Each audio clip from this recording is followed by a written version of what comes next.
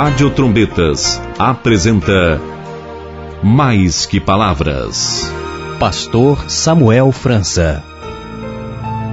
Quero cumprimentar você, meu irmão e minha irmã que ouve a Rádio Trombetas, com a paz do Senhor Jesus.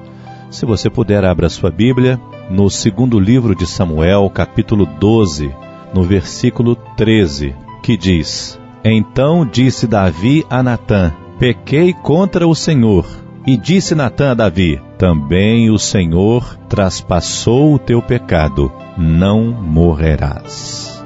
Por que será que tantas pessoas praticam atos pecaminosos e depois ficam gastando energia para tentar ocultá-los? E pior às vezes, tentando justificá-los. Pior ainda, porque mascaram o ato de pecar. Por quê? A Bíblia traz alguns exemplos sobre a comum, não normal, tarefa de maquiar o pecado sob muitos aspectos, e vamos destacar alguns.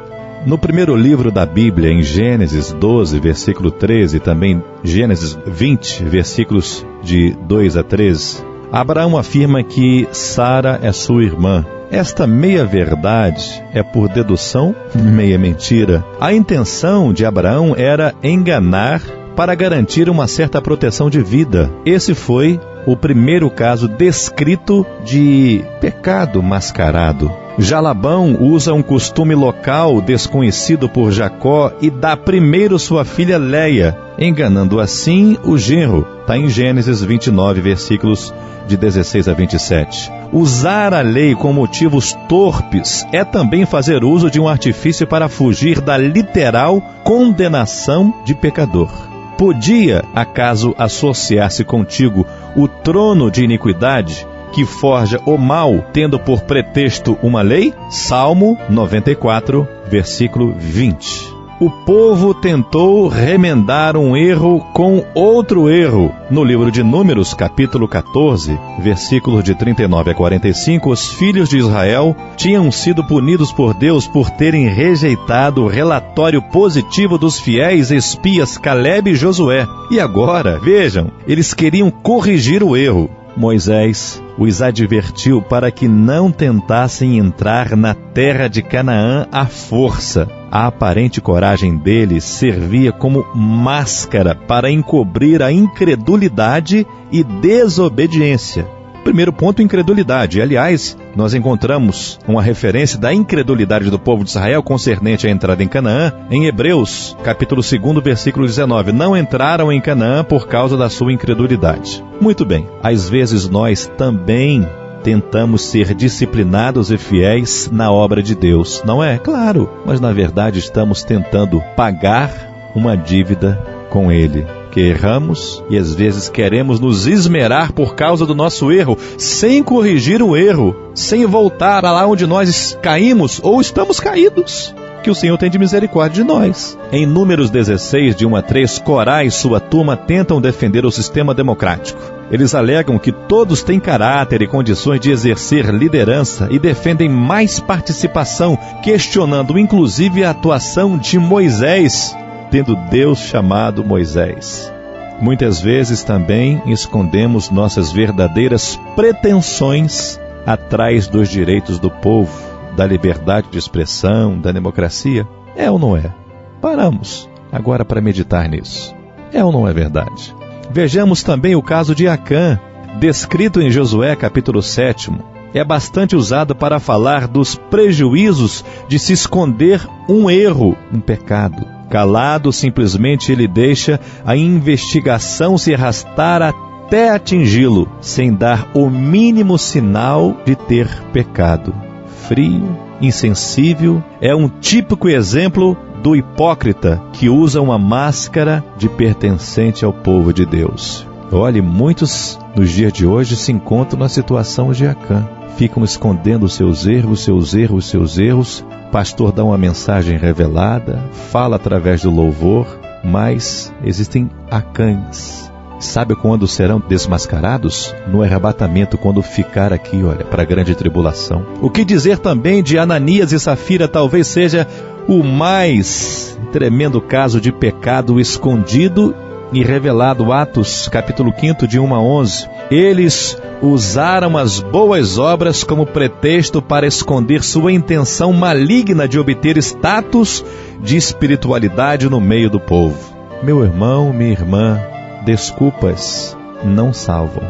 Como a Bíblia sempre revela a verdadeira intenção do pecador, não existe nenhuma possibilidade de errarmos passando um ademão de tinta para apresentar o pecado de uma forma mais aceitável. De um modo geral, vemos o mesmo problema. O homem centrado em si mesmo, valorizando somente a dimensão tangível do aqui e do agora. Quando o homem esconde o seu pecado, sempre procura uma bengala em que apoia sua incoerência. Se o problema é adultério, vai dizer que a sua mulher não tem a aparência que ele gostaria. A culpa é da mulher, ou vice-versa. Se é no cheque sem fundo, vai argumentar que a situação está difícil para todo mundo. É óbvio que existem exceções, homens e mulheres fiéis, que encontram situações difíceis. Não estamos dizendo daquele ou daquela que passa por uma situação, por circunstâncias, por causa das imprevisibilidades. Não é desse que nós estamos falando. Se é a murmuração ao líder, é porque ele não é qualificado, porque ele é ditador, porque ele não bajula A, B ou C. O homem jamais reconhecerá qualquer erro seu como sendo pecado, a menos que o veja na perspectiva divina, bíblica. Ou seja, o que pensa o nosso Deus disso tudo, hein? Pecado só é pecado porque existe um Deus santo, que sabe muito bem de onde procedem as coisas ruins. Mateus 15, 18 e 19. Deus afirma categoricamente, não eu, que o homem é que produz o pecado. E precisamos viver com transparência, meu irmão e minha irmã, na dependência de Deus. Afinal, quando o homem vai deixar de colocar uma máscara ao pecar? Quando decidir agradar a Deus em primeiro lugar? Quando o homem decidir agradar a Deus em todas as circunstâncias em primeiro lugar. Sim, aí o homem vai deixar a sua máscara de lado para agradar aquele que o alistou. O centro da bênção na vida do homem é estar na vontade divina, pois todas as bênçãos já foram liberadas em Cristo. Efésios 1:3.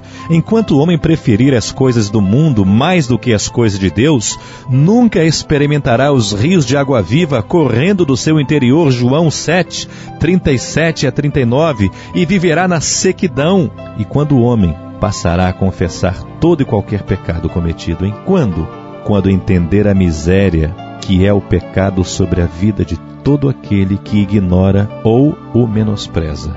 Muitas vezes esquecemos que o pecado é uma espécie de coleira de cão. Isso mesmo, sempre que pecamos, permanecendo no pecado, sem confessá-lo, sem deixá-lo, damos direito ao adversário de colocar a coleira em nós e nos levar para passear, reféns e subordinados a ele. Isto porque o adversário sabe que o homem natural, ele quer prazer, a carne quer satisfação, seus deleites. Inventar um pretexto para justificar o pecado e admitir que gostou de pecar e que foi bom tê-lo feito. A Bíblia, que é a palavra de Deus, ela é categórica. Qualquer que permanece nele, no Senhor, não peca. Qualquer que peca não o viu nem o conheceu. 1 João 3,6. Sabemos que muitos dos que inventam uma desculpa, a inventam para evitar as consequências de seus pecados. E se escondem, é porque esqueceram-se que o objetivo maior aqui na terra é conquistar e garantir o passaporte para a eternidade. Faz sentido, portanto, trocar um tempo de nenhuma condenação por uma eternidade de condenação? Eu vou repetir. Faz sentido trocar um tempo de nenhuma condenação por uma eternidade de condenação no inferno? Faz sentido se dar bem por um instante e passar toda uma eternidade se dando mal? Se você conhece quão grande é o nosso misericordioso Senhor Jesus, abandone os artifícios e máscaras do pecado e decida-se para uma vida de confissão, transparência e luz, alcançando o fim da vossa fé, a salvação da vossa alma. 1 Pedro, capítulo 1, versículo 9. Não esconda o pecado, faça como Davi, do texto que nós iniciamos a nossa mensagem. Repito o versículo. Então disse Davi a Natã: pequei contra o Senhor. E disse Natã: também o Senhor traspassou o teu pecado, não morrerás. Deus conhece a intenção do teu coração, meu irmão e minha irmã. Davi, um homem segundo o coração de Deus. E quem deu o testemunho de Davi foi o próprio Deus.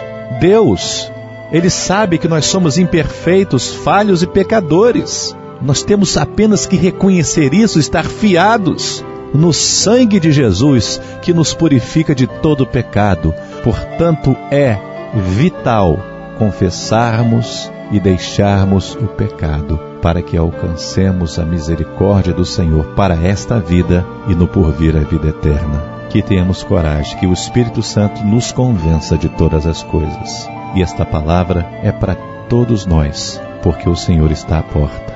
Não vamos brincar, não vamos enganar a nós mesmos. Eu quero encerrar trazendo uma palavra que nós encontramos na carta de Tiago, no capítulo 1, no versículo 22. E sede cumpridores da palavra, e não somente ouvintes, enganando-vos com falsos discursos, com lisonjas. Porque se alguém é ouvinte da palavra e não cumpridor, é semelhante ao varão que contempla ao espelho o seu rosto natural, porque se contempla a si mesmo e logo se esqueceu de como era. Aquele, porém, que atenta bem para a lei perfeita da liberdade e nisso persevera, e não sendo ouvinte esquecido, mas fazedor da obra, este tal será bem-aventurado no seu feito. Que Deus nos abençoe. Nosso Pai Celestial, no nome de Jesus, se aqui estamos, é porque nós somos dependentes e queremos a cada dia, Senhor, nos aproximar de Ti, confessar os nossos atos falhos, os nossos pecados, tendo convicção que o sangue de Jesus nos purifica de todo o pecado. Que nós não sejamos, Senhor, ouvintes esquecidos, mas ouvintes que praticam a Tua palavra e a Tua orientação e determinação. Senhor, nós estamos diante de Ti. Venha purificar, expurgar os erros, inclusive os ocultos, para que nós estejamos de pé diante da Tua presença. Oramos em nome de Jesus, pedindo a bênção para cada ouvinte em todo o lugar, no Brasil e no mundo. Oramos em nome de Jesus. Amém.